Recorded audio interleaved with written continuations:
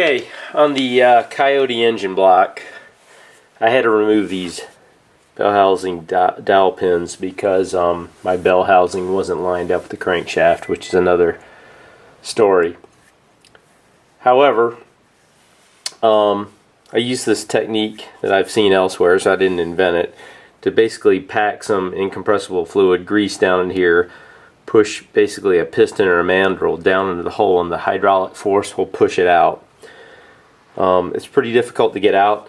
On the opposite side, there's actually a hole threaded in here for one of these bolts to go in.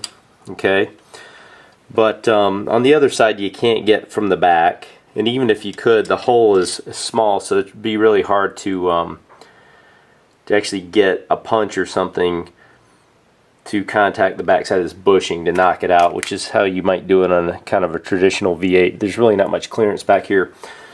This hole is drilled through, so what I did is I found a cheap M10 bolt with a very small head, and I just kind of threaded it in by hand to plug that off, so when I push in the fluid it won't squirt out the back.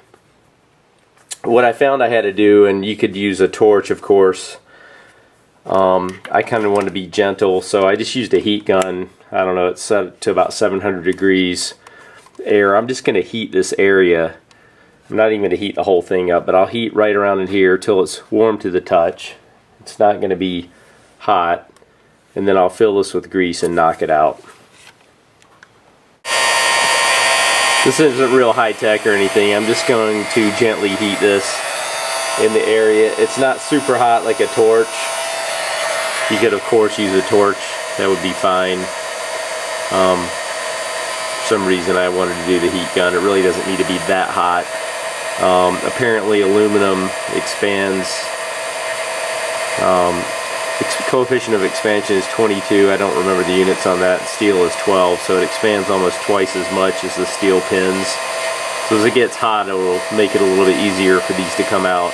I did try this cold, and it's probably about 55 degrees in this garage, and I couldn't seem to get it to work. Once I heated it up a little bit, it seemed to work. I was actually kind of surprised. Okay, so here's the part I've all been waiting for. I've got my grease gun. I'm gonna squirt some grease down this hole. I'm using this needle to try to eliminate air pockets.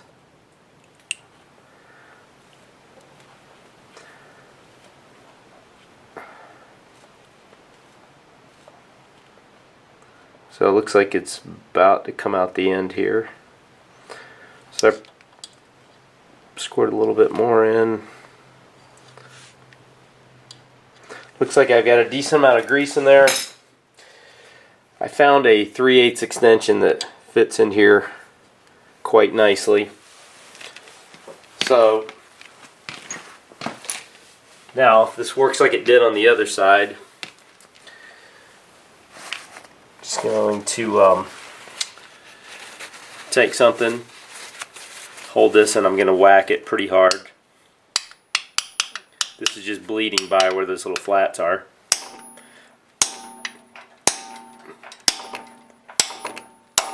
So it actually came out.